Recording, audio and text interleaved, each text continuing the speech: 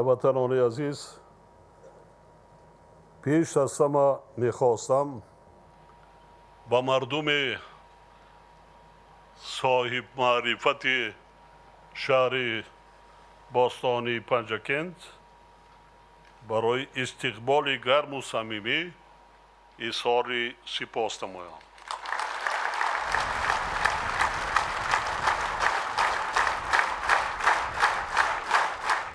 ما در جریان سفر کاری امروز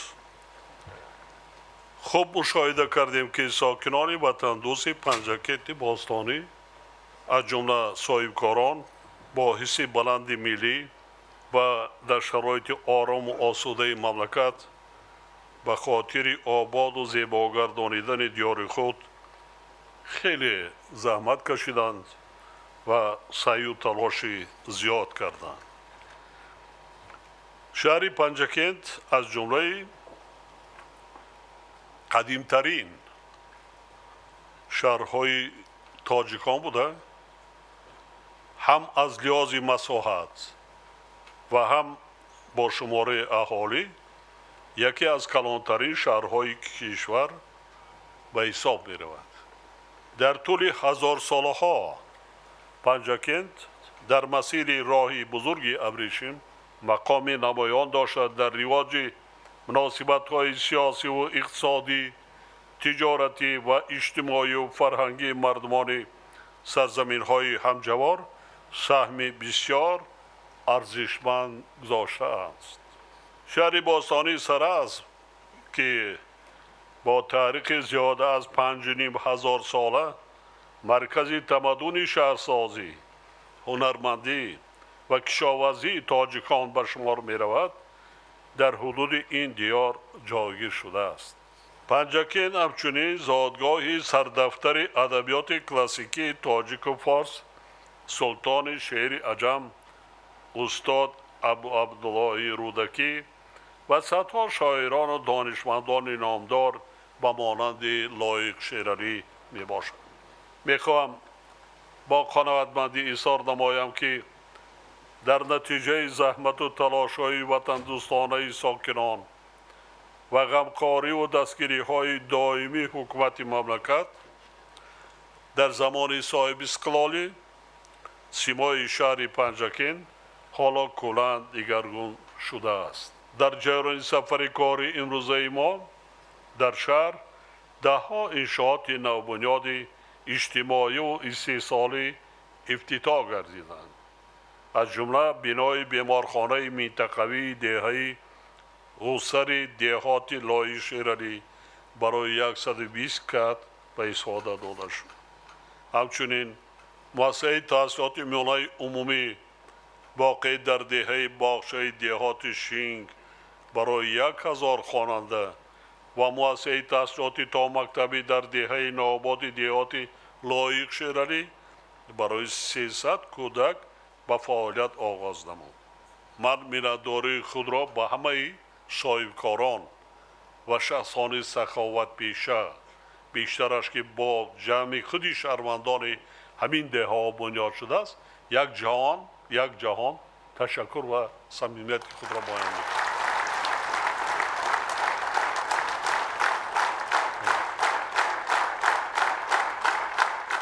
من صبح امروز ساعت 5:30 پرواز کردم. نایه عینی نبودیم ما. بالا یک دهه گذاشتیم باغستان. یک دهه دوردست کوهستان اینقدر زیبا، بناها، انشاءاتها حاضر زمان و خودی شهر پنجکند باستانی نیست تغییر یافته ایستاده است. ادامه دادن در کارهای آبادانی را صورت بخشیدن همان در کار. یکی از دلیل های ردناپذیری قدیمه بودنی باستانی بودن ملت تاجیک تمام یادگاری های تاریخی قدیمی شهر پنجکند است.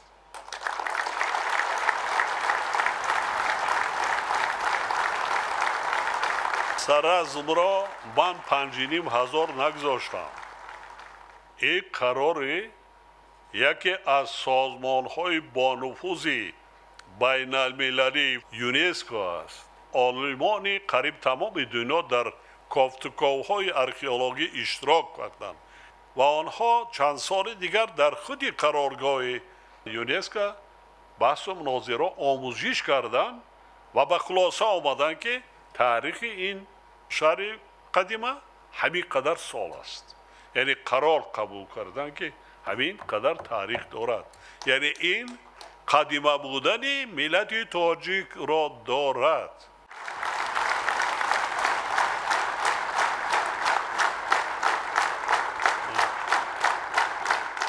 ما باید افتخار کنیم. ما باید افتخار داشته باشیم. ما باید نبیره و ابیرگان بزرگای گذشتگی این سرزمین، عموما ملت تاجیک، این سرزمین را با این دیار را باز هم آباد کنیم، بنیاد کنیم.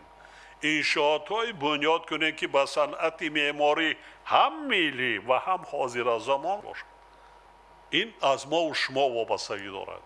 یگان کس از بیرون آمده برای ما و شما شهر بنیاد نمی کند. خودمون زحمت میکشیم، خودمون میسازیم، خودمون آباد میکنیم، خودمون به نسل‌های آینده میراث میگذاریم. این وظیفه جانی ما شما نسل‌های امروزه. در دایره این سفر کارخانه‌های استحصالی مسائل ساختمان و پایه‌افزار با فعالیت آغاز کردند. اینچنین یکچند بناهای معموری، مهمانخانه، خطهای آب نوشاکی و پالیزی و گرمخانه زمانوی موردی بهره برداری قرار داده شد. 1 هکتار گرمخانه بنیاد کردند. 5 هکتار دیگر را در نوبت من فکر میکنم که تا جشن 35 سالگی صاحبکار بنیاد میکند. این چی است؟ این غمخواری در حق مردمی که جای کار ندارد. این استحصال محصولات غذایی، سبزوات، برای که هم برای تامین اهالی، هم برای صادرات، هم جای کاری، هم سرچشمه درآمد بودجه شهر. 23 نفر کار میکند. اکثریت بانوا. من صحبت کردم. کلان سالا من پرسان شدم. بنیاد خرسند بودن. گفتن که جناب یالی ما را بد نقض کام میکند. ما معاش نقض میگیریم. 23 عائله صاحب نان، صاحب زندگی در نزد دیه و محل زیست خودش. تکنولوژی پیشرفته به نیاز سطحی بلند. صاحبکاران وطنی حسن حتی فرزندای خودشان در همونجا کار کرده ایستادن برابری مردم. همین است وطنداری. هم که ذره آهسته آهسته میشود تاجیکستان آباد. باید گفت که در انشاءات و کارخانه‌های ذکر گردیده برای ساکنان شهر صدها جای کاری نو فراهم آورده شده است. با استفاده از فرصت مناسب به کلی مردم شهروند شهر باستانی پنجکند، صاحبکاران با ننگ و ناموس و شخصان سخاوت پیشه برای زحمت وطن دوستانه در بنیاد انشاءات استحصالی و اجتماعی و کارهای آبادانی و سازندگی سپاس و منتداری صمیمی خود را بیان می نماید.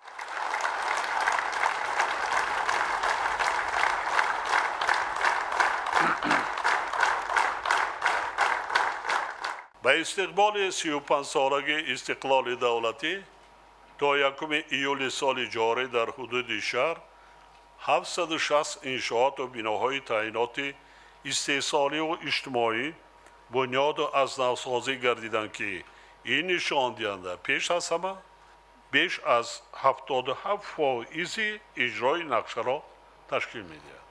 این نشان دهنده در مقیاس ولایت سوق به حالت امروزه بیش از 90% را تشکیل می‌دهد و پیش بینی می‌گردد که نقشه کارهای سازندگی و آبادانی تا آخر سال یعنی پیش از مهلت اجرا می‌شود. در شهر پنجکند به استقبال جشن استقلال تا امروز 47 کارخانه و کارگاه صنعتی، 36 انشاءات تندرستی، 59 انشاءات معارف، 9 انشاءات فرهنگ، 32 میدانچه ورزش، 8 بنای معموری، 21 انشاءات سیاحی و مهمانخانه 117 انشاءات سودا و خدمترسانی 92 کیلومتر راه 37 پل 14 بینای استقامتی بلند آشانه و 321 انشاءات دیگر ساخته و استفاده داده شده است. طی سالهای صاحب استقلالی از جانب حکومت مملکت برای تأمین نمودن رشد ساحه‌های مختلف شهر پنجکن، برطرف سازی مشکلات اجتماعی اهالی و بلند برداشتن سطح و صفت زندگی مردم بیش از 9.3 میلیارد سامانی روانه گردیده است. تنها از حساب بودجه دولتی برای ترقیات شهر 2.6 میلیارد سامانی جدا کرده شده است. شماره اهالی شهر پنجکن سال 1991 162,000 نفر بود و حالا به 335,000 نفر رسیده است، یعنی 2 برابر افزوده است. در این دوره در حدود شهر 26 لایحه سرمایه‌گذاری دولتی با مبلغ بیش از 1.4 میلیارد سامانی عملی گردیده. حالا تطبیق باز 6 لایحه با مبلغ عمومی زیاده از 100 میلیون سامانی ادامه دارد. لایحه‌های ذکر شده برای ساختمان و مجهزگردانی مکتب‌ها، رشد ساحه‌های انرژتیک و کشاورزی، تامین نمودن استواری ضد آفت‌های طبیعی و تحکیم اینفراستراکچور راه و نقلات روانه گردیدند. باید گفت که در دوران صاحب استقلالی مبلغ‌گذاری به سرمایه اساسی در شهر پنجکن از حساب همه سرچشمه‌ها 3.7 میلیارد سامانی را تشکیل داده. تنها در سال 2024 به 223 میلیون سامانی رسیده است که این نشان دهنده نسبت به سال 2000 75 برابر زیاد می باشد. در این دوره در حدود شهر بیش از 80 کارخانه و کارگاه صنعتی، 70 انشاءات تندرستی، 81 انشاءات معارف، این در دوام زمان استقلالیت، 53 انشاءات ورزش، 14 انشاءات فرهنگ فراغت، 197 انشاءات سودا و خدمترسانی، 212 کیلومتر راه، 70 پل، 104 بینای استقامتی با مساحت بیش از 570,000 متر مربع بنیاد گردیده به استفاده داده شده است. با وجود این با بانک ملی، امانت بانک، صنعت صادرات بانک، بانک های تجارتی و دیگر تشکیلات های قرضی ضرور است که جهت باز هم بهتر نمودن خدمت رسانی های بانکی و هرچی بیشتر پیشنهاد نمودن قرض برای ساحه‌های استحصالی و صاحبکاری چاره های علاوه‌ای اندیشه. همین مبلغ قرض خرد دادن هم یعنی فعالناکی مردم با اقتصادیات می شود. این هم یک طرزی با جای کار تامین کردن. اونایی که تجارت میکنن، صاحب کاری میکنن، از همین حساب زندگی خودشان پیش میبرند. حاضرین گرامی، سالهای آخر ساحه صنعت در شهر پنجکن منتظم رشد یافته. در این سمت نشان دهنده‌های نظررس به دست آمده‌اند. میخواهم مخصوص خاطر رسان نمایم که در زمان صاحب استقلالی شهر پنجکن یکی از اولین ها شده از شهر اگراری به صنعتی و اگراری تبدیل یافت. حجم استحصال محصولات صنعتی از 7.4 میلیون سامانی سال 2000 به 6 میلیارد و 300 میلیون سامانی در سال 2024 رسیده است که صدها برابر زیاد می باشد. در 5 ماه سال جاری حجم استحصال محصولات ساحه به 2.7 میلیارد سامانی برابر شده، نسبت به همین دوره سال گذشته 15.5% زیاد گردیده است. ولی در نظر باید داشت که افزایش استحصال محصولات صنعتی اساساً از حساب کارخانه مشترک زرافشان با وجود آمده است. در ساختار مجموعه محصولات صنعتی شهر حصه کارخانه مذکور 95% را تشکیل می‌دهد. اولین بار در جمهوری تاجیکستان با استفاده از تکنولوژی معاصر نوترین دنیا ما استحصال میس را نگذاشتم 5 سال زیاد میسه که جدا می شود برآوردن نمودم که کارخانه خودی تا محصولات تیاره باید بنیاد کرد. حالا تا 5-7 هزار تن در یک سال استحصال میس و ما سپارش دادیم که تا 20 هزار تن در سالهای نزدیک استحصال میس را اولین مراتبه در دولت صاحب استقلال تاجیکستان استحصال میس براه مانده شد.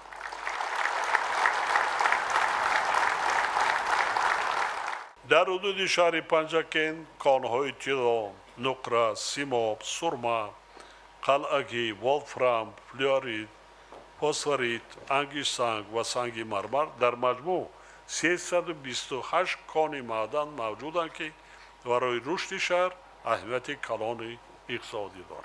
حالا در شهر 52 کارخانه صنعتی فعالیت دارد که نسبت به سال گذشته 7 کارخانه زیاد می باشد.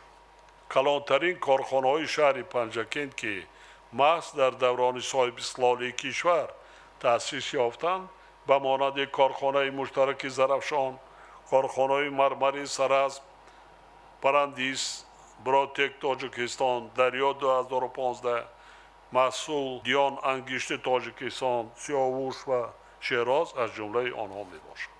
کارخانه های ذکر شده به استحصال متال های قیمت بها و رنگه، مسئله ساختمان، انگشت، خوراکواری، لباس مکتبی و دیگر نمودهای محصولات صنعتی مشهور است. تنها در ساختار کارخانه مشترک زرافشان 6 کارخانه و کارگاه های استحصالی با 2900 نفر کارمند فعالیت دارند.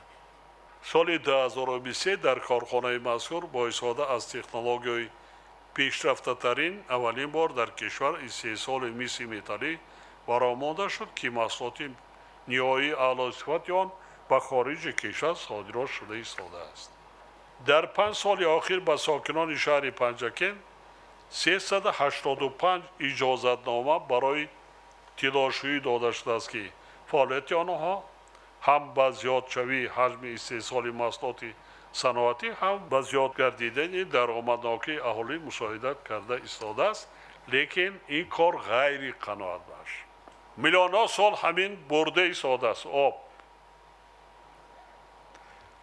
در ناحیه عینی زیاده از 2000 آنها پتنگ گرفتن باید. در ناحیه یک مچای کوهی هم زیاده از 2000. در یک شهر کلان که زیاده از 300,000 اهالی داریم اینقدر جاهای قله برای شستن طلا است گرفتن. اینا استفاده برین. اجازت دادیم مردم قطعی کار کنید، گیرین، میخوای بسپار، فروش، دولت با میخرد، نرخی جهانی قطعی نمیخوای تای سر تمام. این همی جای کاری است، مجبوری نیست. نه پرکرور میپرسد، نه مینیسه میپرسد، نه یگا کسی دیگر. بگیر زندگی تبین. بالای این من سال دویم است فرمان برآورده سپارش دادم، حاضر تا 1 تن طلا سکه ها برآورده به مردم فروخته ایستادن. مردم خرد، مبلغ دارد خرد، طلای همین خیلی تاجستان از یگان جا نمیاره. با 10 تانه استحصال کرده ایستادیم، 4-5 برابر از زمان شوروی زیادتر. برای چی مردم نداشته باشه؟ در بالای زر هستیم نه که همینه ثمرناک با منفعت خودمون استفاده بردن حالا هم یاد نگرفتیم. اینا کردن ما در کار است. برای خودتان. پدر من آموزشگاه کسبی تکنیکی میخوانم، یک دریای وحش بود، حاضر هم یک آبانوار نارک قشتاقهای کلان بود در اونجا. زمین داشت، خانه خواهرش برد و بعد گفت که سرم انا همین دایره را دیدیم، انا همین جده ما طلاشویی میکردیم در زمانهای قدیم. می آوردن بریگاد میکردن از دیها، آوردن پلاتکا میزنن خیمه در همینجا شب روز کار میکردیم. از خون با واسه پستک دیگر طلا میشورشیم، همینجا آب میکردیم. میگفت بریگادیر داشتیم چند قدری که میشین بعد گرفته از قطعی دوشنبه می آوردن از دوشنبه کجا را میسپردن میفروختن، از اینجا قند و کرباس و دیگر چی برده بعد ما را تقسیم میکردن. یعنی از دریای وحش دریای زرافشان، چون که بینیتان اکثریت کانهای طلای ما سنگهای قیمتبها در کوههای زرافشان در یک ناحیه عینی. ناحیه عینی امروز 40% محصولات صنعتی ولایت را میست. وقتی شورویده ولایت سوق ولایت لنوبای سابق 45% 40% محصولات صنعتی مملکت را میداد.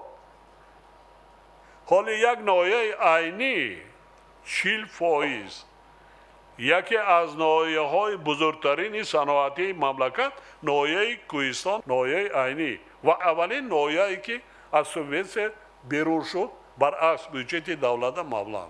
خاطرشان میسازم که امکانیت های استفاده نشده شهر در سمت رشد ساحه صنعت مخصوصا صنعت کارکرد نهایت زیادند که جهت استفاده پوره آنها تشبثکاری و قابلیت تشکیلاتچی رهبران و مسئولان ولایت سوق شهر پنجکین و وزارت اداره ساحوی ضرور میباشد.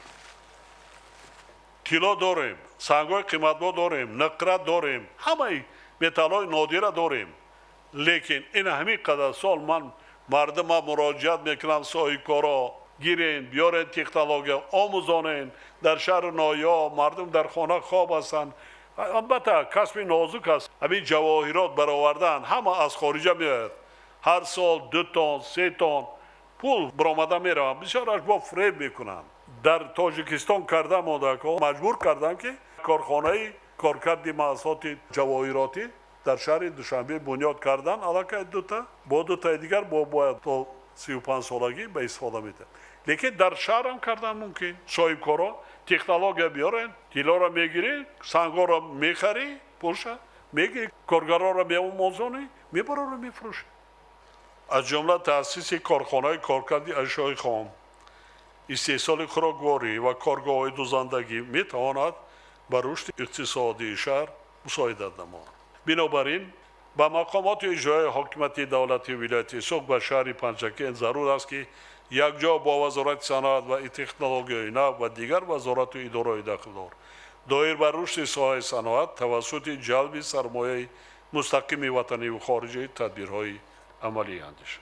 در این روند با مسائل تشکیل نمودن مجموعه‌های استحصالی، بنیاد کارخانه‌های نوی صنعتی، وارد نمودن تکنولوژی اینواتسیونی، استحصال محصولات رقابتناک دارای ارزش بلند اضافه شده و زیاد نمودن صادرات آن باید اعتبار اولین درجه داده شود. طی سالهای صاحب‌سلطانی در شهر پنجکین با دستگیری حکومت مملکت در دایره لایحه‌های سرمایه‌گذاری دولتی خط انتقال برق 220 کیلووات عینی رودکی با درازی 95 کیلومتر و زیرساخت‌های رودکی با اقتدار 220 کیلووات در مرکز شهر با مبلغ مهم 280 میلیون سومانی ساخته به استفاده داده شد. در این دوره در حدود شهر 2 نیروگاه برقی آبی خرد با توانایی 1000 کیلووات در دیهه‌های ارتوش و پنجرود 444 کیلومتر خطهای انتقال برق، 425 نقطه ترانسفورماتوری و یک زیرساخت برقی 35 کیلووات بنیاد گردیده است. همچنین با مقصد جاری نمودن نظام بیلینگی، پس کردن تلفات و باز هم بهتر نمودن انتقال نیروی برق، لایحه برنامه رشد ساحه انرژتیک عملی گردیده ایستاده است. در دایره آن در مدت 1 سال بیش از 18,000 حسابکنک‌های الکترونی، ناقل‌های برق به درازی 127 کیلومتر و 25 ترانسفورماتور نصب کرده شده، 5 زیرساخت با اقتدار 250-400 کیلووات بنیاد می‌گردد. دوستان عزیز، ما در مملکت غیر راغون ما 10 میلیارد سومانی خراجات کردیم با تجدید سیستم انرژتیکی مملکت.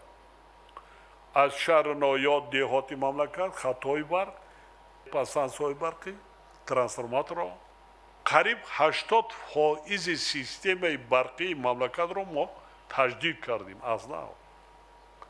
خطای بلند شدت قریب پوره حتی نیروگاه‌های قدیم را از آن جمله قدیمترین قیراقوم فرزاب بعدا نورک سربند همه همینا تجدید شده ایستادند مبلغ‌های خیلی کلان نیروگاه برقی آبی سربند گلاموی میگفتن وقتش لیوکانده پورا تجدید کرده شد با مبلغ قریب 140 میلیون به استفاده داده شد اقتدارش قریب ویم 40 مگاوات زیاد شد ما این شب روزها نیروگاه برقی آبی بزرگ نارک شروع کردگیم 750 میلیون دلار میرد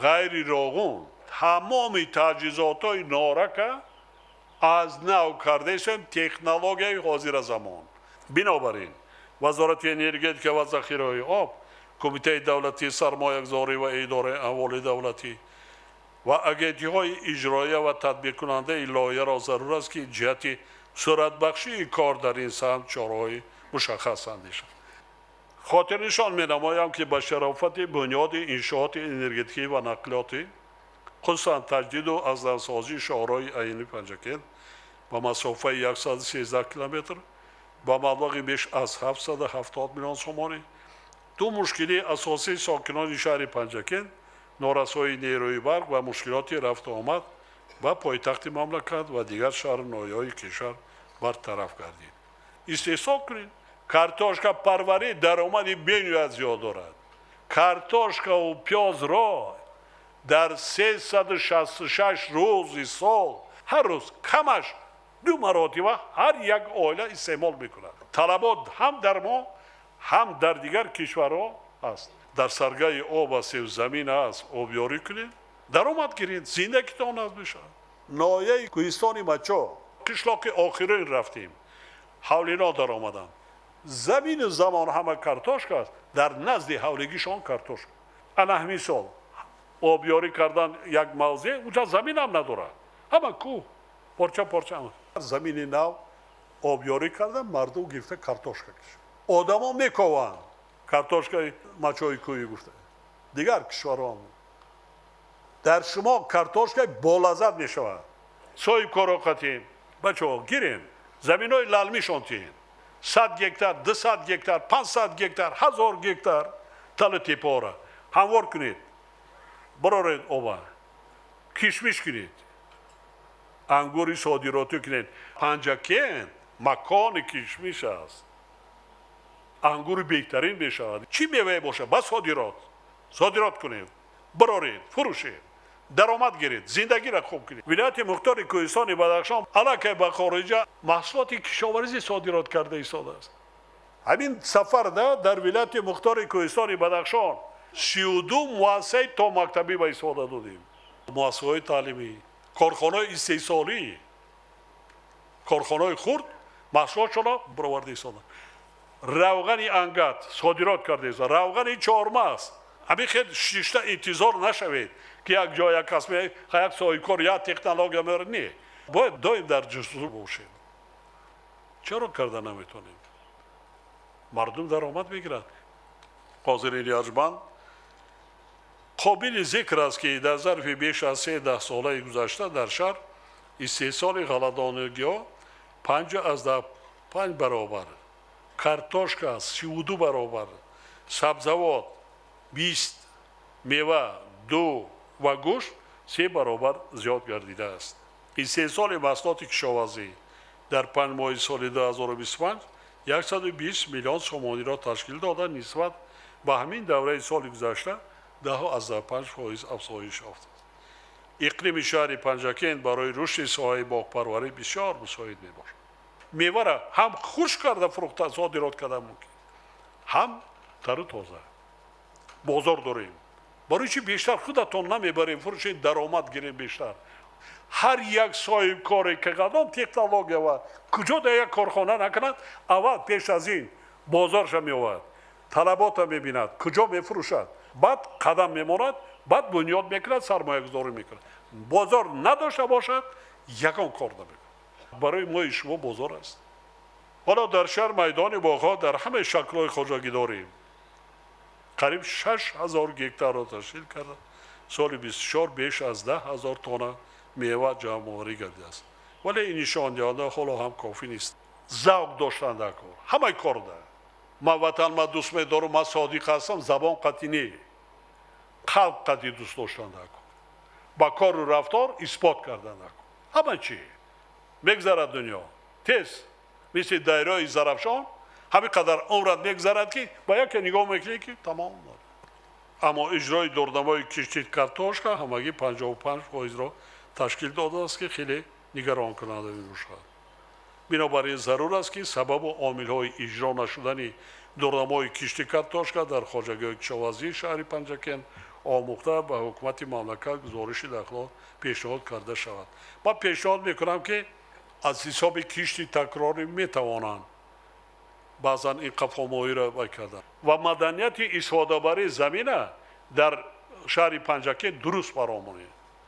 در زمان گذشته در شهر پنجکن اساساً با تماکو پروری مشغول بودند که روند استحصال آن با سلامتی مردم خیلی ضرر داشت. در آن دوره در میدان قریب 30,000 گکتار تماکو کش کرده نزدیکی 8,000 تن حاصل میگیرد. حالا با جای تماکو در این زمین ها اساساً کارتوشکا کی کرده میشه. سال 2024 میدان کشت کارتوشکا 56,000 گکتار تشکیل داده، حاصل آن با 78,000 تن برابر گردیده است. ولی حاصل نقشش بسیار پست. یاردم کردن در کار زمین ها را اسکوت کنین، نساز دیگر آب را رنسای کار و خطی دیگر ها میشه. شالیکاری هم کردن در کار، کارتوشکا پروری هم کردن. پیازی بر وقتی هم شموده ناز میشه. همه نمودی محصولات ها شموده بینویت خوب میشه.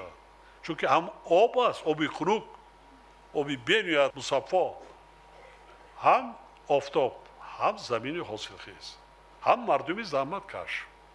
پنجکن منطقه حاصل خیز بوده. در آن برای کشت و پرورش شاری، کارتوشکا، باغداری و نوهای بهترینی با صادرات نگرانیده شده انگور، اینچنین زنبوری اصل پروری، شرایط و امکانات‌های مساعد موجود میباشد.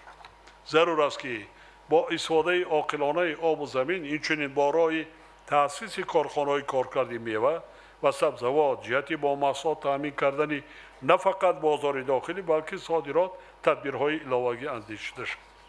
بار دیگر تاکید می‌نمایم که رهبریت ولایت و شهر در همکاری با وزارت‌های کشاورزی، صنعت و تکنولوژی‌های نو، کمیته دولتی سرمایه‌گذاری و اداره اموال دولتی و اگنتی صادرات جهت جلب سرمایه داخلی و خارجی برای زیاد نمودن شماره کارخانه و سرخانه‌ها چاره‌جویی نمود.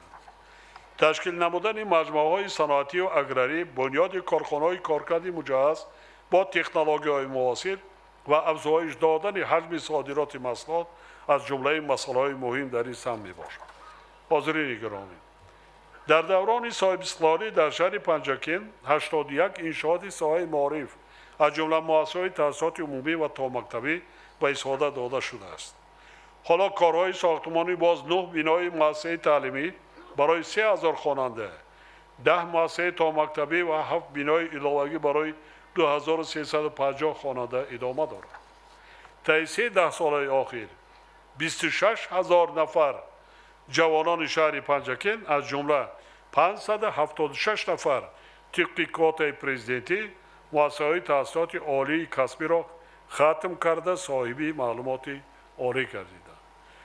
حالا باز 4,475 نفر جوانان از جمله 79 نفر با کوتای پرزیدنتی در دانشگاه و دانشکده‌های کشور تحصیل دارند. در مدت 6 سال برگزاری آزمون جمهوری فروغ صبح دانایی کتاب است. از شهر پنجکن 10 نفر صاحب جایهای افتخاری و 1 نفر صاحب شاه جایزه گردیده است که باعث تحسین می باشد، ولی در مقایسه با شماره اهالی حالا هم کم است. با وجود نتیجه های نظررس در ساحه معارفی شهر هنوز یک قطار مسائل حل طلب وجود دارند که رهبران و مسئولان شهر و ساختار و مقامات دخلدار جهت برطرف نمودن آنها باید تدبیرهای سری وقتی اندیشید. از جمله در شهری که 335,000 اهالی دارد 20 مؤسسه تا مکتبی و 69 مرکز انکشاف کودک فعالیت داشته. فراگیری کودکان با تحصیلات تا مکتبی همگی 16% را تشکیل می‌دهند که این قانع کننده نیست. اینچنین 4 مؤسسه تعلیمی در حالت صدمه قرار داشته. 10 مؤسسه تعمیر طلب میباشد. این مشکلات را تا 35 سالگی از بین برید. در دوران صاحب استقلالی ساحه تندرستی شهر پنجکت منتظم رشد کرده. زمینه مادی و تکنیکی و اقتدار کادری مؤسسه‌های طبی با مراتب بهتر گردیده است. در این دوره با دستگیری حکومت مملکت با مبلغی بیش از 116 میلیون سامانی انشاءات ساحه تندرستی شهر بنیاد و تعمیر کرده شده است. همچنین 28 نفر جوانان شهر طبق کوتای پرزیدنتی مؤسسه‌های تحصیلات عالی طبی کشور را ختم کردند. حالا باز 537 نفر فرزندان شهر باستانی پنجکن در مؤسسه‌های تحصیلات عالی طبی با تعلیم فرا گرفته شدند. با وجود این در شهر امروز 443 نفر طبیب فعالیت داشته. 57 واحد کاری طبیب خالی باقی مانده است که خیلی تشویش آور می‌باشد. با وزارت تندرستی و حفظ اجتماعی اهالی سپارش داده می شود که در همکاری با مقامات اجرایی حاکمیت دولتی شهر جهت پورا کردن واحدهای خالی طبیبان و متخصصان میانه تکمیل انفراستراکچور طبی بلند برداشتن سطح خدمت رسانی به اهالی و توسعه خدمت رسانی اجتماعی تدبیرهای فوری اندیش. در حدود شهر پنجکن 150 نوع رسانی‌های داروواری، 50 نوع رسانه اصل دی، 100 نوع رسانه غذایی و 120 رسانه دارای روغن افیر به قید گرفته شده است. بنابراین با مقامات اجرایی حاکمیت دولتی ولایت و شهر سپارش داده می شود که یک جا با وزارت‌های تندرستی و حفظ اجتماعی اهالی، صنعت و تکنولوژی‌های نو، کمیته دولتی سرمایه‌گذاری و اداره اموال دولتی اینچنین با جلب صاحبکاران برای بنیاد کارخانه‌های داروسازی و استفاده وسیع رسانی‌های شفابخش چاره‌جویی نمایند. حاضرین محترم، شهر باستانی پنجکن یکی از موضع‌های مهم برای رشد سیاحی در تاجیکستان به شمار می‌رود. موقع جغرافی آن که در مسیر سیاحی سمرقند دوشنبه جایگیر میباشد آن را به یک مکان جالب برای سیاحان داخلی و خارجی تبدیل می‌دهد. اینچنین امکان رشد تجارت و همکاری‌های سرحدی را فراهم می‌سازد. شهر پنجکن با یادگاری‌های نادر تاریخی و فرهنگی از جمله شهر قدیمه سراسب، آرامگاه سردفتر ادبیات کلاسیکی تاجیک و فارس ابو عبدالله رودکی، آثارخانه تاریخی و ده‌ها موضع پراهمیت دیگر برای جلب سیاحان امکانیت بزرگ فراهم می‌آورد. اینچنین طبیعت زیبای پنجکن از جمله موضع 7 کوه و کوه‌های فان بر رشد سیاحی کوهی و اکولوژی مساعدت می‌کند. قابل ذکر است که شماره سیاحانی که از شهر پنجکن دیدن می‌کنند سال به سال زیاد گردیده ایستاده است. اگر در سال 2021 به شهر 9100 نفر سیاح آماده باشد، پس این نشان دهنده در سال 2024 به بیش از 27000 نفر و در 5 ماه اولی سال 2025 به 36000 نفر رسیده است. ولی این نشان دهنده ها با در نظر داشت امکانیت‌های رشد سیاحت حالا هم کافی نیستند. رشد انفراستراکچور سیاحی، ساختمان مهمانخانه‌ها، آماده کردن راه‌بلدان و باز هم بلند برداشتن سطح و صفت خدمت رسانی سیاحی در پنجکن می‌تواند به رشد اقتصادی محل، افزایش جاهای کاری و شناخت بهتر فرهنگ و تاریخ تاجیکان در سطح بین‌المللی سهمی نظر است. از این لحاظ ضرور است که با تقویت امکانیت‌های موجوده شهر، بنیاد انفراستراکچور سیاحی، آماده کردن راه‌بلدان کسبی، رشد هنرمندی و بلند برداشتن خدمت رسانی‌های سیاحی اعتبار اولین درجه داده شود. اینچنین برای جلب هرچی بیشتر سیاحان داخلی و خارجی و رشد صاحبکاری خرد و میانه، راهبران و مسئولین باید جهت ساختمان و تعمیر راهها، بهتر نمودن صفت علاقه اینترنت و جاری کردن خدمات رسانی‌های رقمی، تدبیرهای عملی اندیش. همین خیلی ده ها رو آهسته آهسته بنابرای نقشه گیرید در 4-5 سال پورا راه، برق، آب، بنگاه طبی، تولدخانه، مؤسسه تا مکتبی، مؤسسه تعلیمی. هر یک دهات در یک شهر نه. در تمام مرکزهای ناحیه‌ها، شهرها بنیاد یک آشانه را قطع کنیدتان از 7 آشانه بالا تا 12 و صنعت بلند معماری.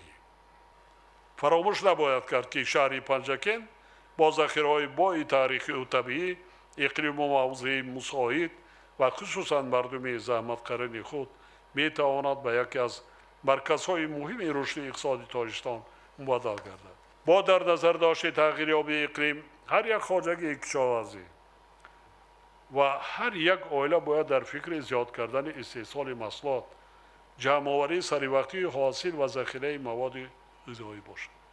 اینچنین با آبادانی دهات و محل‌های زیست از هر یک خانه و کاشانه سرکرده باید اعتبار دائمی داده شد. باور دارم که ساکنان سربلند شهر پنجکن نیمبد نیست با سرجمعی و متحدی برای پیشرفت آبادی کشوری صاحب استقلالمان سهم خویش را دریغ نمی‌دارند و به دستاوردهای باز هم بیشتری اجتماعی و اقتصادی نائل می‌گردند. برای عملی گردیدن هدف و آرمان‌های نیک و کل مردم وطن دوست و زحمتکرین شهر باستانی پنجکن برای موفقیت و خانه آباد و روزگار پرفیض آرزو می‌نمایم. همیشه سلامت و سربلند باشید همکاران عزیز.